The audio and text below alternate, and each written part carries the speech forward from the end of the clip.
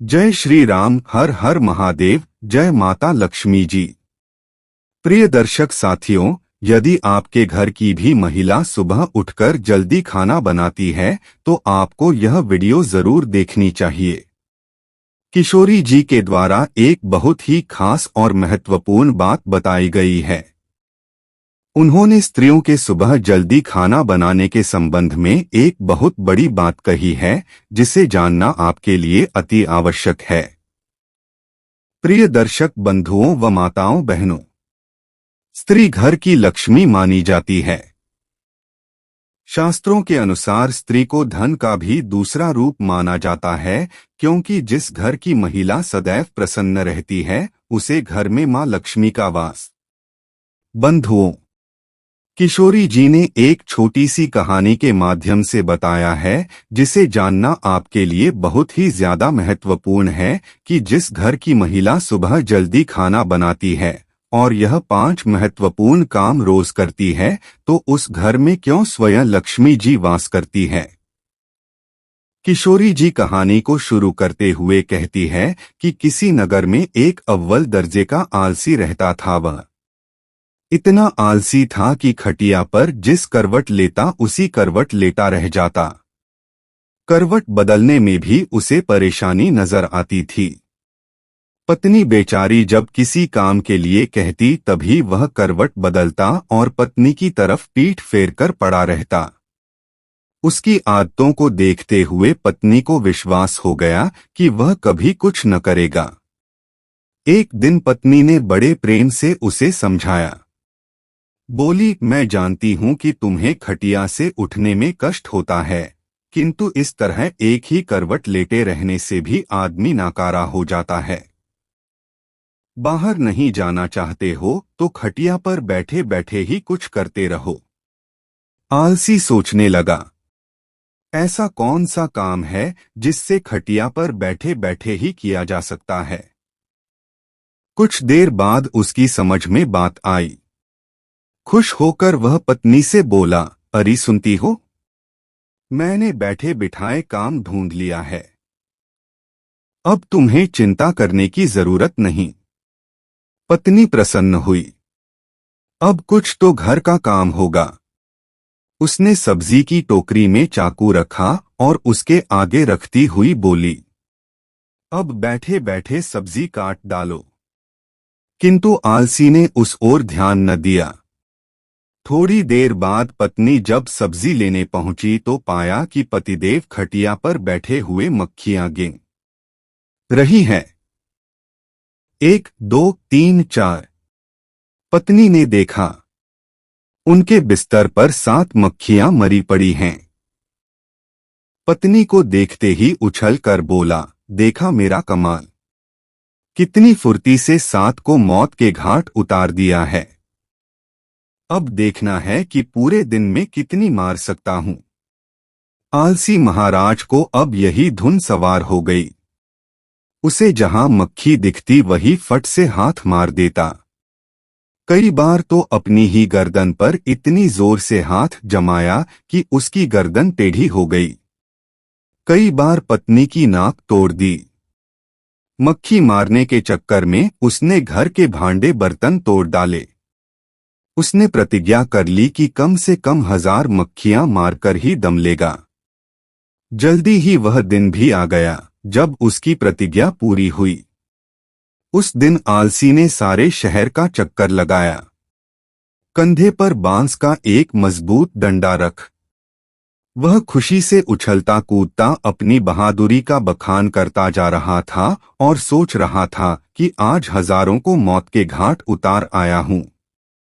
यह सुनकर लोग भयभीत हो गए। सारे शहर में हवा की तरह बात फैल गई कि उसने हजारों को मौत के घाट उतार दिया है। लोगों ने उसका नाम 1000 माही रख दिया। अब आलसी महोदय जिस सड़क या गली कूचे से गुजरते वहीं लोगों की भीड़ उमड़ पड़ती। उस बहादुर को देखना चाहिए जिसने हजारों को मौत के घाट उतारा है। धीरे धीरे 1000 मार ही सारे राज्य में प्रसिद्ध हो गया। कुछ दिनों बाद उस राज्य पर एक दूसरे राजा ने अचानक हमला बोल दिया। राजा के पास उस समय कोई अच्छा सेनापति नहीं था। उसने दूतों को आदेश दिया कि वे तुरंत सारे राज्य में घूमकर देखें और जहां भी उन्हें सेनापति के योग्य कोई युवक दिखाई दे उसे फौरन हमारे दरबार में हाजिर करें। आदेश पाते ही दूत जहां तहां शहरों में घूमने लगे। उन्हीं दिनों हजार मारी का नाम सर्वत्र गूंज रहा था। दूतों ने जब सुना तो वे उसके घर जा पहुंचे। राजा के दूतों को अपने घर पर आया देख हजार मारे भय से कांपने लगा। वह घर के अंदर एक अंधेरे कोने में दुबक कर बैठ गया। पत्नी से बातचीत होने पर मालूम हुआ कि राजा हजार मारी जैसे बहादुर को अपना सेनापति बनाना चाहते हैं, इसलिए तुम उसे जल्दी हमारे साथ भेज दो। पत्नी को लगा जैसे वह कोई सपना देख रही है। अपने पति की असलियत को वह जानती थी। सोचने लगी काश ऐसा हो सकता। किसी तरह राजा के दूत हजार मारी को अपने साथ लेकर राजा के दरबार में पहुंचे। उस लंबे तगड़े नौजवान को जब राजा ने अपने सामने खड़ा पाया तो मन ही मन प्रसन्न हुआ और पूछा, तुम्हारा ही नाम हजार मारी है? आलसी बोला, जी हुजूर, मुझे ही हजार मारी कहते हैं। राजा बोला, तुम्हारी बहादुरी के चर्चे हमने सुने हैं। हम चाहते हैं कि शत्रु के साथ हो रहे युद्ध में तुम हमारी सेना का संचालन करो। कांपते हुए हजार मारी ने राजा की आज्ञा को स्वीकार किया और इस बात की सूचना देने के लिए घोड़े पर सवार हो पत्नी के पास पहुंचा। सुनकर पत्नी की खुशी का ठिकाना न रहा। उसने सोचा, हजार मारी सेना तो बन गया, पर शत्रु की सेना का मुकाबला वह कैसे करेगा? कहीं यह डरपोक आदमी युद्ध के मैदान में घोड़े से उतरकर भाग आया तो राजा इसे जीवित न छोड़ेगी। उसने एक मजबूत रस्सी से हजार मारी को घोड़े से बांधना शुरू किया। हजार मारी ने पूछा, यह क्या कर रही हो? हजारी की पत्नी ने जवाब दिया कि मैं आपको घोड़े के साथ बांध रही हूं। स्वामी हजारी ने पूछा कि ऐसा किस लिए? पत्नी ने जवाब दिया, इसलिए आपको घोड़े से बांध रही हूं कि कहीं आप लड़ाई के लिए उतावली होकर घोड़े से कूद पड़े और पैदल ही न लड़ने लगे। वापस लौटने पर भरे दरबार में जब लोगों ने हजार मारी को घोड़े से बंधा हुआ पाया तो उनका उत्साह और भी बढ़ गया। ऐसा वीर सेनापति दूसरा कौन हो सकता है जिसने घोड़े से न उतरने की मन में ठान ली है। सेना युद्ध के लिए तैयार थी। राजा की आज्ञा पाते ही हजार मारी के नेतृत्व में वे युद्ध भूमि की ओर चल पड़े। शत्रु की सेना को जब मालूम हुआ कि एक बड़ी फौज के साथ हजार मारी मुकाबला करने चल पड़ा है तो उनके योद्धाओं का धैर्य टूट गया। उन्होंने सुना था कि हजार मारी अकेला ही हजारों को मार गिराता है। यह नाम सुनते ही बड़े बड़े योद्धाओं के होश उड़ गए। उन्हें साक्षात अपनी मृत्यु नजर आने लगी। हजार मारी की सेना का उत्साह आसमान को छू रहा था। मैदान में पहुंचते ही वे शत्रु की सेना पर टूट पड़े। दोनों सेनाओं के बीच घमासान युद्ध होते देख हजार मारी ने अपने घोड़े के साथ बांसों के घने जंगल में जा छिपा, किंतु उसकी सेना ने शत्रुओं को दम न लेने दिया। वह शत्रु का मुकाबला करती हुई उसे खदेड़ ले गई और अपने राज्य से निकाल बाहर किया। शत्रु पर विजय पाने के बाद अपने सेनापति की जयकार करते हुए जब सैनिक वापस लौटने लगे तो हजार मारी भी बांसों के जंगल से निकलकर उनके बीच आ शामिल हुआ। वापस लौटने के बाद नगर में धूमधाम से विजय उत्सव मनाया गया। हजार मारी की वीरता पर राजा प्रसन्न हो बोले, मेरे बहादुर सेनापति, हमें तुम पर गर्व है। तुम्हारी अद्वितीय वीरता के कारण हमें विजय प्राप्त हुई है। इसके पुरस्कार स्वरूप हम तुम्हें 1000 स्वर्ण मुद्राएं देते हैं। साथ ही हमेशा के लिए तुम्हें प्रधान सेनापति नियुक्त किया जाता है। ये बहुत प्रसन्न हुआ और मन ही मन अपने भाग्य को सराहने लगा। उसके बाद राजा ने पूछा कि बहादुर सेनापति हजारमारी जी, आप हमें यह बताइए कि आप इतना बहादुर भर काम इतनी आसानी से कैसे कर लिया। तब हजारमारी ने बड़े ही गर्व के साथ जवाब देते हुए बोला कि हे राजन, यह जो कुछ भी हुआ है या सब मेरी समझदार और बहादुर पत्नी की वजह से हुआ है।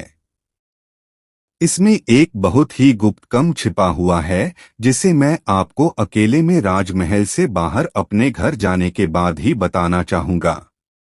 राजा ने पूछा कि सेनापति हजार में यह बताओ कि तुम यहाँ वह गुप्त बात क्यों नहीं बता सकते हो।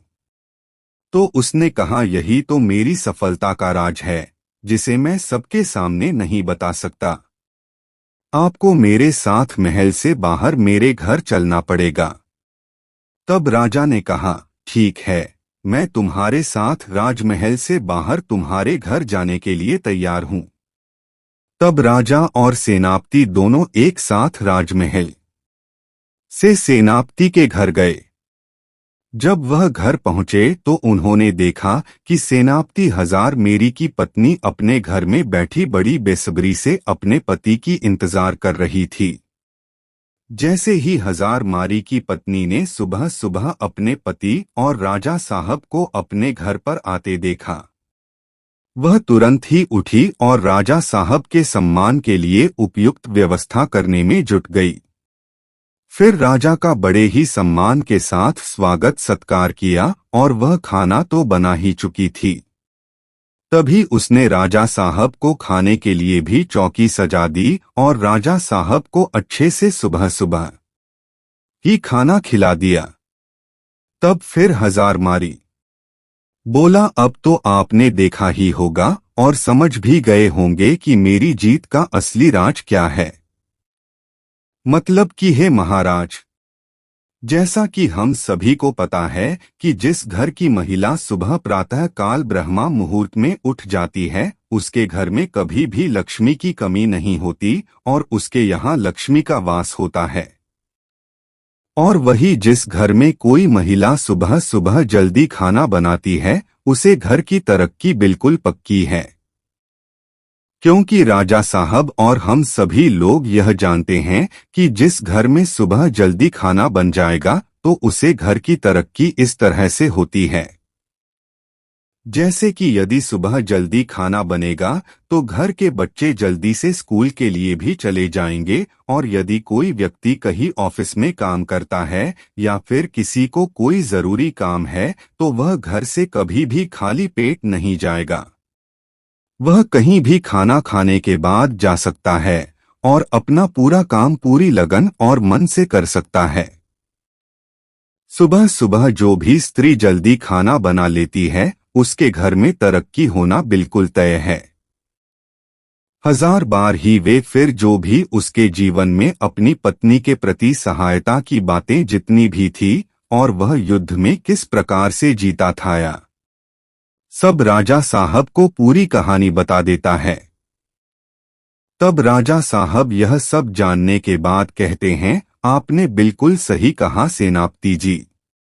जिस घर की महिला सुबह जल्दी ब्रह्मा मुहूर्त में उठकर के सारे घर के कार्य कर लेगी और सुबह जल्दी खाना बना लेगी उसे घर की तरक्की तो बिल्कुल तय है। उसके बाद राजा साहब ने हजारमारी की पत्नी को ढेर सारी अशर्फियां और जवाहरात से सम्मानित किया। तो दर्शक बंधुओं, आपको यह अच्छी तरह से समझ में आ गया होगा कि किसी भी घर की तरक्की के लिए महिला का योगदान सर्वोपरि होता है। और किसी ने कहा भी है कि किसी भी कामयाब व्यक्ति के पीछे किसी महिला का हाथ जरूर होता है और घर की महिला यदि चाहे तो घर को स्वर्ग बन सकती है। तो आशा करते हैं यह वीडियो आपको अच्छी लगी होगी। यदि वीडियो अच्छी लगी है तो इस वीडियो को लाइक और चैनल को जरूर सब्सक्राइब कर लीजिएगा। जय माता लक्ष्मी, हर हर महादेव।